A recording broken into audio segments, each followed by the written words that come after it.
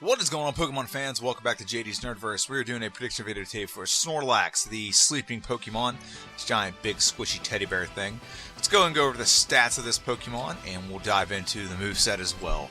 HP of this Pokemon is 160. Makes sense. Can pick a lot of hits. Attack is 110. Pretty decent attack, I will say. Defense is 65. You'd think it'd be a little bit higher, considering how squishy we are. How big and fluffy we are, we could probably take more hits. You'd think that, but not the case. We only have special in Gen 1, not special attack, special defense. So special is only 65.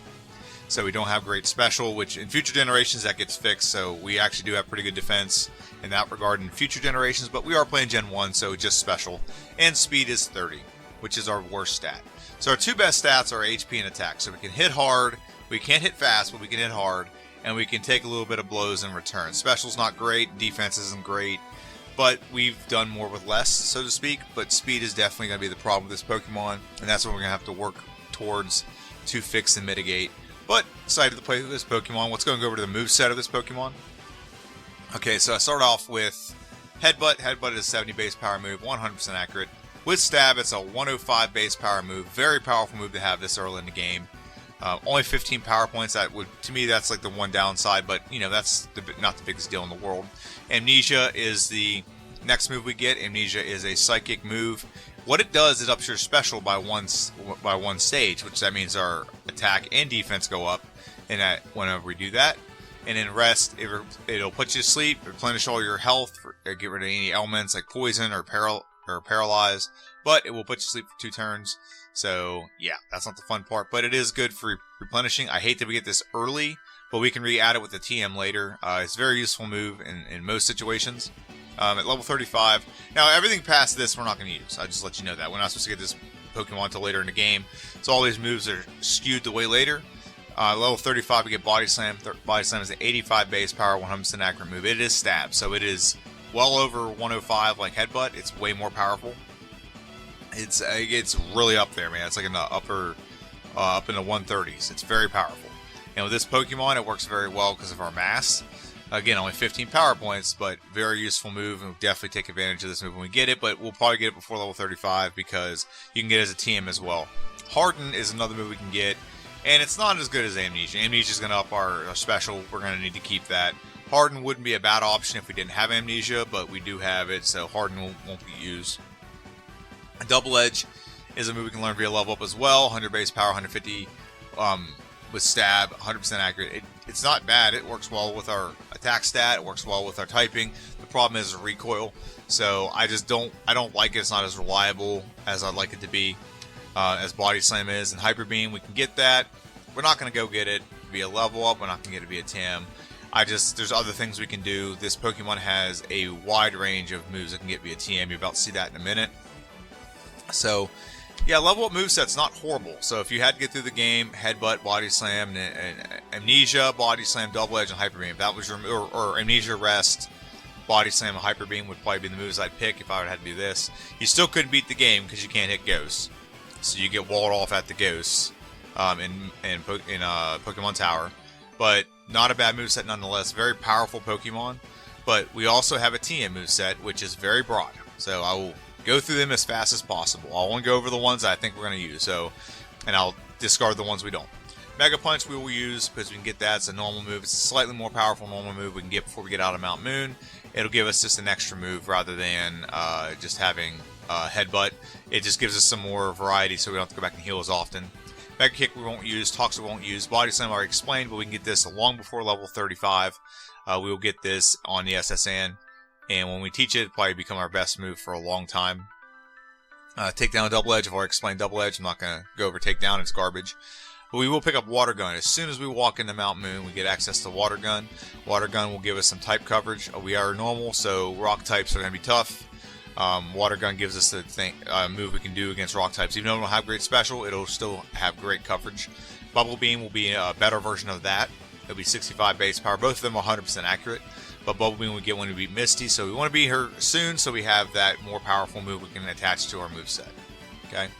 Ice Beam is a great move for the end game. At 95 base power, 100% accurate. We don't have great special, so until we start doing the badge boost consistently and boosting our special, Well, actually, no, I am with what's it called? You can boost your special right away, can't you? Amnesia. So we may use that a little bit earlier than I anticipated. So Blizzard is this more powerful version of Ice Beam. Hyper Beam, not going to use it. Payday, not going to use it. Submission counter, not going to use it. Seismitos, not going to use it. It wouldn't be bad if we didn't have access like Water Gun or something. It'd be a good counter for Misty, but we don't need it. Rage, not going to use. Solar Beam, not going to use. Thunderbolt will be used, and probably use that closer to the Elite Four because you at least need it for Lorelei. Lorelei has pretty much all Water-type Pokemon, so this will be a great move to have against her. Thunder won't be used because it's less accurate than Thunderbolt. Thunderbolt's 95 base power. Thunder is 120, but 100% accurate on Thunderbolt compared to 70% accurate on Thunder. Just not reliable enough for me to consider it, so I'm not going to. Earthquake will be great to use late game. Whenever we come across certain trainers in the Elite Four, like Agatha, Earthquake will be a great move. We can also keep Psychic if we want to, but Earthquake's just a little more powerful, so I think that might be the better play, is to go with Earthquake, and then Psychic will be good for the mid-game, but Earthquake will be good for the late game. With our high physical attack and being able to badge boost, I think Earthquake would wreck anything it comes across. Psychic, I'm already going to go over that. 90 base power, 100% accurate. It'll be good for the mid-game. There's a couple things in the middle of the game that it's going to be great against. It's going to be great against the Ghosts in Pokemon Tower. It's going to be great against what's her name? Erica. It's going to be great against Koga. So those are some things that are going to be very useful in that part of the game. Mimic is also a move that we can use. I don't know if we will use it in this, but we can use it and basically copy move from the opposition until the duration of the fight. Double Team won't be used. Reflect won't be used. Bide probably won't get used. Maybe for like 30 seconds Bide will get used, but it's not like a good move. It's okay for situations where we need to catch another Pokemon. Like for Spearow, right before Mount Moon, I use it to catch Spearow so that way I don't knock it out, because by that point I'm so powerful I do too much damage. So Self-Destruct not going to use. Fire Blast won't use. Skull Bash won't use. Rest, maybe. Later in the game I'll relearn Rest. Psywave won't use. Rock Slide, maybe. But I don't know for sure. I mean, I don't see a point in Rock Slide if I have Thunderbolt. Thunderbolt is more accurate. It's more powerful. Rock Slide's great. It would be great against something. If we didn't have Axe Thunderbolt, absolutely Rock Slide would be great. But we don't need it. Substitute. I don't know how this Pokemon learns Surf. I think maybe it learns Float, and that's what Surf is with this Pokemon. But and then Strength. So a very broad moveset here. If you're looking at the moveset and you take what we have in consideration, you gotta have Amnesia. Late game, we have versatility. We can change out moves as much as we need to in the late game. So like I said, I think Psychic's good for the middle game, so keep it. Earthquake, there's no point in adding it till later. Water Gun, it'll get us through Blaine's gym. It'll also get us through Giovanni's gym, so it doesn't make sense to change that too early. So there's a lot of things you can do with this. It would be hard pressed to find exactly one moveset you would use for the entire Elite Four. So I think we go with the versatility and save some things for later. And yeah, so I can't even. I would say Amnesia. You gotta have Body Slam. So Amnesia and Body Slam, and then the rest of the moves are kind of interchangeable. Ice Beam would be an interchangeable one for me. Thunderbolt, Thunderbolt, Earthquake, Psychic, potentially Rock Slide, I guess. Maybe Blizzard. Yeah. So there's options late, and there's a lot of options with this Pokemon. Sometimes that can make your life. It can just be hectic because if you make the wrong move change, one battle that would be trivial becomes very hectic in a wall. So that's the trade-off on that. But regardless of that, let's go and go over the moves of this playthrough. So the rules of this playthrough, not the moves. The first rule is only use primary Pokemon in battle. So this has got kind of loose, but more or less, I used to have a rule where if I needed to catch like a Pidgey, and then later I had to catch a Water-type Pokemon, I could use the Pidgey and fight with the Water-type Pokemon to get the Water-type Pokemon. But what I do now is there's a bunch of Pokemon I just pick up along the way. The only one I really need to catch is Spearow, because you can chase Spearow for a Farfetch and get a Pokemon that can fly and cut, but also sometimes get a Paris. So if I don't get a Paris, I'll basically just catch a Geodude. The Geodude will do Dig.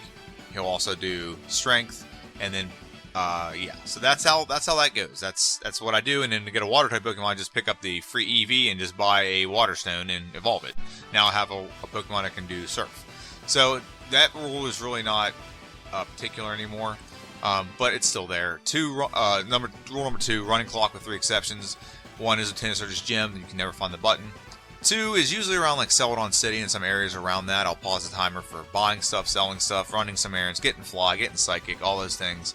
And I do it so I don't have to rush. It's also kind of an intermission for me. I can go use the restroom, I can go get a drink, whatever case may be while I'm playing. And the third one is if we need to buy a move in the Rocket Game Corner, which we're not going to do in this playthrough, but if we need to, we can pause the timer for that. I don't like punishing the Pokemon because a move is behind a wall.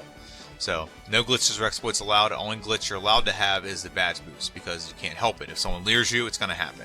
But you can't accidentally do the Missingo glitch, you can't accidentally do the Mew glitch, you can't accidentally do the Pokédoll glitch. Those things are not allowed, okay? And no items in battle except for one item that I've got loose on, which is Ethers, just to mitigate my negligence. So, yeah. So, while you're here, please subscribe. This is a channel made by one person. I do all the playthroughs, I do all the editing, I do everything. Okay, and you liking and subscribing really shows that you appreciate the hard work being put in, and also follow me on Twitter and Instagram. But let's get back to the main slide, and we'll do a prediction for this Pokemon. As slow as this Pokemon is, I see no reason why this can't contend with Mr. Mime and his best time. So Mr. Mime finished the game in like 51 minutes and 47 seconds, I think is what it was. I think this Pokemon will get close to that. I don't think it's going to be exactly that, but I think it will be very close. I'd be hard-pressed to see if this Pokemon actually beats it. So I'm very much encouraged by this Pokemon. But I think a good range to shoot for that's conservative is 55 minutes to an hour. I think that's a good conservative one. Now, my ultimate enthusiastic over positive guesstimation on when this will get done, how fast it'll get done. I think it'll get done like right under 50 minutes. I think we can get it done right under 50 minutes if we play our cards right. We do have some things we have to worry about, where usually this trainer is not an issue. It'll become an issue in this playthrough. So a big trainer that's an issue that we have to contend with is, what's his name? Or what's her name? Agatha. Or no, I'm sorry, Bruno. Because Bruno has fighting type, and if we don't knock Bruno out, his fighting type move is going to be super effective. Okay. They also have counter, so if we don't knock him out, they can use counter, and that will definitely knock us out. So those are two we got to worry. We're not going to worry about Lorelei. We have Thunderbolt. Thunderbolt will take care of Lorelei pretty easily. We can Amnesia, and we're prepared for that. Bruno, we can set up, but we have to make sure we have the right move used. If we use the wrong move and we don't knock him out, or if you don't go first, that can also do it too. High jump kick could be a one-hit knockout pretty easily. And then when you move on to Agatha, we have the move to take out Agatha. That's not an issue. We have Earthquake. The problem is we're not going to outspeed. And then I'm not worried about Lance. I'm not worried about the champion fight.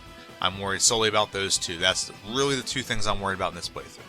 Getting by Brock is one of them, but this is definitely the other. So let me know what you think in the comment section down below. This is the prediction video. The playthrough for this video comes out on Friday. So let me know your predictions. Let me know what's your in-game moveset, all that good jazz. Let me know. Have a good one, and I'll see you guys on Friday.